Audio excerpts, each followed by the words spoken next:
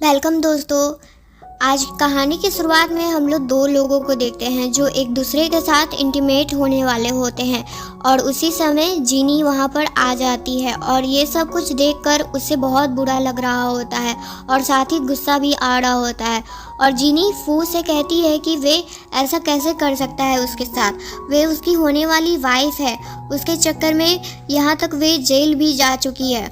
और ये दोनों पर्सन में फू जीनी का होने वाला हस्बैंड था जिससे जीनी बहुत प्यार करती थी और बहुत विश्वास भी करती थी उस पर। और जो लड़की वहाँ पर थी वे जीनी की कज़न सिस्टर थी से ही जीनी के लाइफ में बर्बादी ही चाहती थी और कोई कसर नहीं छोड़ती थी उसके लाइफ में प्रॉब्लम क्रिएट करने के अलावा। और जब अपना गुस्सा सी पर निकालने वाली होती है तब फू उसे एक जोरदार चाटा मार देते हैं और जीनी के बॉडीगार्ड को ही उसे जान से मारने का ऑर्डर देते हैं। और फू के जाने के बाद शी जीनी को कुछ ऐसा सच बताती है जिससे जीनी का दिल पूरी तरह से और चूर चूर हो जाता है कि जीनी के भाई को उसने ही मरवाया था और उसके डैड जो जेल में हैं अभी तक उसमें भी उसी का हाथ था और उसकी मॉम को जलाकर मारने का काम भी उसी का था, क्योंकि सी को लगता था कि उसकी मॉम का डेथ जीनी के मॉम के कारण हुआ था और आज तक वे जो भी कुछ कर रही थी वे सिर्फ जीनी से बदला लेने के लिए कर रही थी।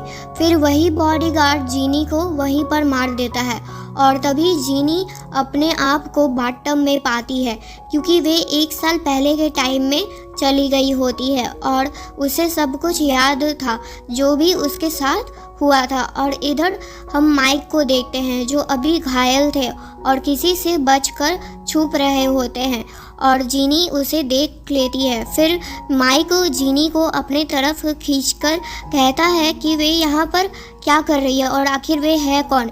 पर आगे कुछ और सवाल करने से पहले ही माइक वहीं पर बेहोश हो जाते हैं। फिर जीनी उसे प्यार से देख रही होती है। फिर कार में माइक का आँख खोलता है और वे देखता है कि उसकी चोट पर किसी ने कपड़े से बांधा हुआ होता है। फिर सुमो माइक से पूछता है कि वे क्या अब थोड़ा ठीक फील कर रहे हैं और सुमो माइक के सेक्रेटरी होते हैं और बहुत अच्छे दोस्त भी उनके। फिर माइक उसे इंसान का पता लगाने के लिए कहते हैं जिसने उनकी जान बचाई थी आज। फिर सुमो उन्हें बताता है कि जिसने उनकी जान बचाई थी वे ड्रू फैमिली की बड़ी बेटी जीनी थी और साथ ही फू फैमिली की होने वाली बहू।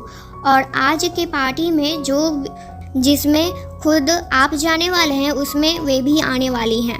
फिर माइक भी उस पार्टी में आते हैं और अंदर शी और फू अच्छे से एक्टिंग कर रहे होते हैं, पर जीनी को तो सब कुछ पहले से ही पता था उन लोगों का सारा सच। और जैसे ही जीनी फू को कुछ बुरा भला बोलती है वैसे उसी समय फू जीनी को एक चाटा मारने वाले थे, पर उसी समय माइक आ जाते हैं और उनका हाथ रोक देते हैं और फू कुछ भी कर नहीं पाता है। और माइक फू का अंकल था।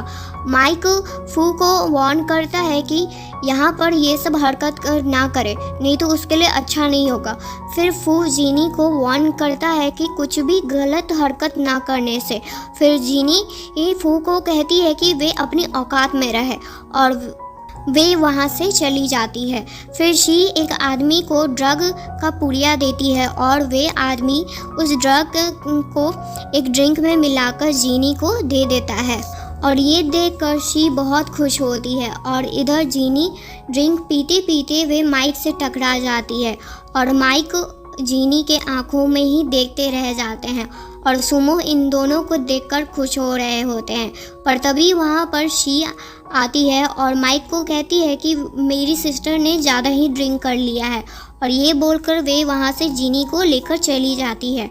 और फिर शी जीनी को एक रूम में ले जाती है, पर जीनी ड्रंक नहीं थी और वे शी को उन लोगों के पास छोड़कर वहाँ से चली जाती है और शी बस चिल्लाते रह जाती है और वे नीचे आ जाती है। फू उसे देखकर समझ जाता है कि उन लोगों का प्लान सही नहीं गया है और फू शी को बचाने के लिए चला जाता है, पर जीनी उसी समय कुछ रिपोर्टर को रूम में लेकर आती है और ये सब कुछ वैसा ही हो रहा होता है जैसा जीनी के साथ हुआ था। और जीनी एक बात के लिए और परेशान थी, क्योंकि इसी समय उसके डैड की कंपनी को बहुत बड़ा प्रॉब्लम होने वाला था और इसी के कारण से उसके डैड भी जेल गए थे। पर इस बार माइक उनके कंपनी की हेल्प करते हैं और जब वे लंच पर जाते हैं तब जीनी के डैड माइक को थैंक्स कहते हैं उनकी इतनी बड़ी हेल्प करने के लिए। फिर डैड उन दोनों को अकेला छोड़कर वहाँ से चले जाते हैं, पर जीनी और माइक एक दूसरे के सामने अभी भी शाई फील कर रहे थे और जीनी भी माइक को थैंक्स कहती है उनके डैड की हेल्प करने के लिए। और यही चीज़ कुछ लोग देख लेते हैं। फिर वहाँ पर फू आता है और जीनी से कहता है कि वे शादी इसलिए ब्रेक की है ना ताकि उसे माइक मिल गया है। तब जीनी भी बोल देती है हाँ, क्योंकि माइक उससे कई ज़्यादा अच्छा है और लास्ट नाइट तो उसके साथ बहुत गजब का था। और ये सब कुछ माइक भी सुन रहा होता है और ये सुनकर वे बहुत खुश हो रहे होते हैं। फिर वे जीनी को वहाँ से लेकर चले जाते हैं और फू को वार्निंग भी देते हैं कि वे आगे से जीनी से दूर रहे और उसे परेशान ना करे। पर फू अभी भी जीनी की बुराई कर रहा होता है।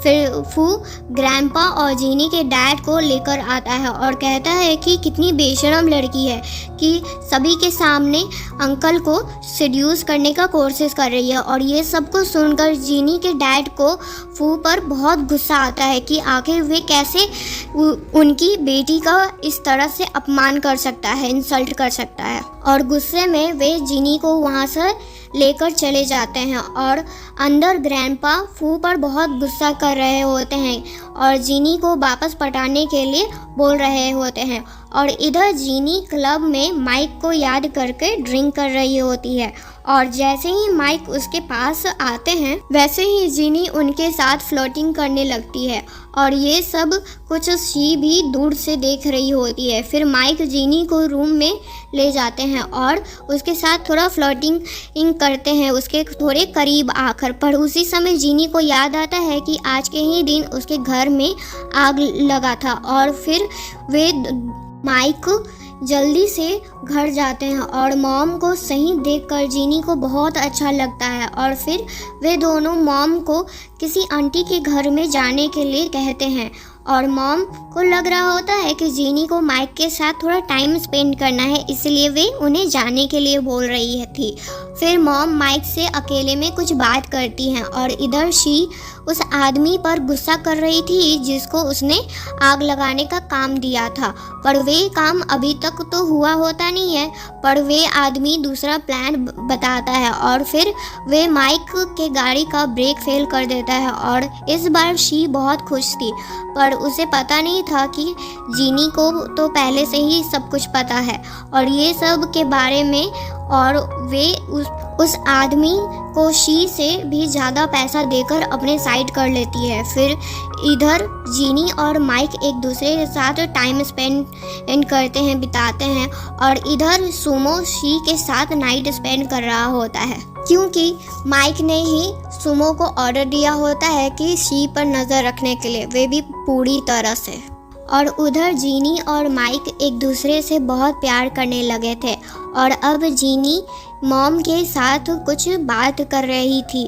फिर मॉम जीनी से कहती है कि उसे शी को डिनर पर बुलाना चाहिए। जीनी का तो मन नहीं था, पर वे फिर भी अपनी मॉम के लिए हाँ कह देती है और उसे मैसेज करती है डिनर पर आने के लिए। और इधर शी अपनी मॉम का सुसाइड का वाला ही सपना देखकर उसे बहुत बुरा लगता है। फिर शी फू से मिलने जाती है और वे दोनों मिलकर जीनी को जान से मारने का प्लानिंग बना रहे होते हैं। और जब जीनी और शी एक साथ थे, क्योंकि जीनी ने ही उसे डिनर पर बुलाया होता है, पर शी जीनी को बेहोश करके उसे गाड़ी में डालकर और कहीं ले जाती है और उसे तो नहीं पता था कि जीनी तो बेहोश ही नहीं हुई थी कभी। और वहाँ पर शी जीनी को पहले तो बहुत टॉर्चर कर रही थी, पर तुरंत पासा पलट जाता है क्योंकि जो आदमी शी के साथ था वे जीनी की हेल्प करने लगता है और इधर माइक भी जीनी के पास आ रहे होते हैं, पर रास्ते में कुछ बदमाश आदमी सब माइक पर हमला कर देते हैं और तभी माइक उन सब को अच्छे से सबक सिखाते हैं, बहुत धुलाई करते हैं। और इधर फू शी को बचाने के लिए जीनी के भाई को लाया होता है। फिर जीनी को अपने भाई के लिए शी को छोड़ना पड़ता है और तभी वहाँ पर माइक आ जाते हैं। उस समय तो वे फू का कुछ नहीं करते हैं क्योंकि उन्हें तुरंत जीनी के भाई को हॉस्पिटल ले जाना होता है और वे जीनी के भाई के इलाज के बाद फिर डॉक्टर उन्हें बताते हैं कि अभी कुछ कह नहीं सकते हैं और फिर जीनी और माइक अपने दिल का बात एक दूसरे को बता देते हैं कि वे एक दूसरे से कितना प्यार करते हैं और माइक जीनी को शादी के लिए प्रपोज भी कर देता है। फिर वे दोनों एक दूसरे के साथ नाइट स्पेंड करते हैं, पर जब माइक उठता है तब जीनी उनके पास नहीं थी और वे रिंग भी वहीं पर था। फिर माइक जीनी को खोजने का ऑर्डर देते हैं और जीनी ना जाने क्यों पर वे अपना नस काट लेती है, पर सही टाइम पर माइक वहाँ पर जीनी को खोजते खोजते आ जाते हैं और वे तुरंत उसे हॉस्पिटल लेकर जाते हैं। जीनी तो डॉक्टर के कारण बच जाती है, पर माइक जीनी का ये हाल देखकर उन्हें बहुत बुरा लग रहा होता है और वे ये भी सोच रहे थे कि जीनी ने आखिर ऐसा क्यों किया, क्या वजह हो सकती होगी ये सब करने के पीछे। और माइक ये भी कहते हैं कि उन्हें पता था कि जीनी ने दोबारा जन्म लिया है और वे उससे बहुत प्यार करते हैं, वे उसके बिना रह भी नहीं सकते हैं। और ये सब कुछ बोलते बोलते वे जीनी के लिए बहुत रो रहे थे और तभी वे वहीं पर बेहोश हो जाते हैं क्योंकि हॉस्पिटल के उस फ्लोर पर किसी ने जहरीला गैस छोड़ा होता है और ये काम फू का होता है। और फिर सभी के बेहोश होने के बाद फू जीनी को वहाँ से लेकर चला जाता है और जब जीनी को होश आता है तब वे फू को देखकर हैरान होती है और फू जीनी को घर में लॉक करके बस उसे बहुत टॉर्चर कर रहा होता है। और फिर जब जीनी उसे मारने वाली होती है तब वो फू उसे बेहोश कर देता है और इधर माइक को जब होश आता है तब वे अपने बॉडीगार्ड को तुरंत ऑर्डर देता है कि किसी भी हाल में जीनी का पता लगाने को, चाहे वे कहीं भी हो। और इधर फू जीनी को बांध कर कहीं ले जा रहा होता है। फिर एक जंगल में फू जीनी को खींचकर ले जा रहा होता है एकदम जानवर की तरह, पर उसी समय माइक भी वहाँ पर पहुँच जाते हैं और फू माइक से को कहता है कि इतना प्यार करते हो क्या जीनी से, और इतना कुछ होने के बाद भी तुम अभी तक जीनी का पीछा नहीं छोड़ रहे हो। अगर तुम सच में उसे इतना ही प्यार करते हो तो अभी जो मैं कहूँगा वे तुम्हें करना होगा, और ये लो चाकू और अपने अंदर गोली घोंप लो। और माइक जीनी को बचाने के लिए वैसा ही करता है और वे अपने आप को चाकू मार देता है और जीनी बस चिल्लाते रह जाती है कि ऐसा नहीं करने को। पर ये सब कुछ देखकर सुमो को बहुत गुस्सा आता है और वे फू को मारने के लिए उसके पीछे जाते हैं, पर फू के आदमी सुमो को बहुत घायल कर देते हैं। और अब हॉस्पिटल में माइक सुमो का ये हाल देखकर उन्हें बहुत ज़्यादा ही बुरा लग रहा होता है और वे बहुत उदास थे क्योंकि आखिर सुमो उनका बेस्ट फ्रेंड था और आज जो भी कुछ उनके साथ हुआ वो ना चाह के भी उनकी ही वजह से हुआ था। पर सुमो माइक से कहते हैं ये सब ब्लेम अपने ऊपर ना लेने के लिए, वे सिर्फ अपने दोस्त की हेल्प कर रहे थे।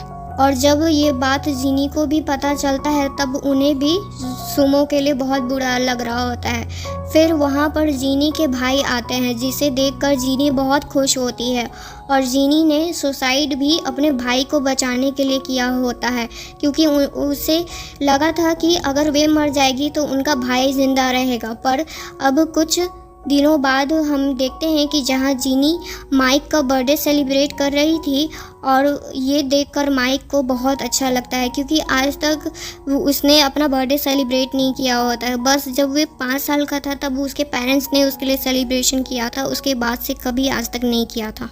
और उसी रात माइक के आदमी फू को पकड़कर एक जगह पर लाते हैं जहां माइक उसे बहुत ज़्यादा टॉर्चर करता है और आखिर में उसे एक दवा खिला देता है जिससे वे हमेशा के लिए पागल बन जाता है। और यहाँ जीनी अपना वेडिंग ड्रेस ट्राई कर रही थी और माइक जीनी को उस ड्रेस में देखकर उन्हें बहुत खुशी मिल रहा था और फू के ग्रैंडपा इधर कुछ प्लानिंग बना रहे थे।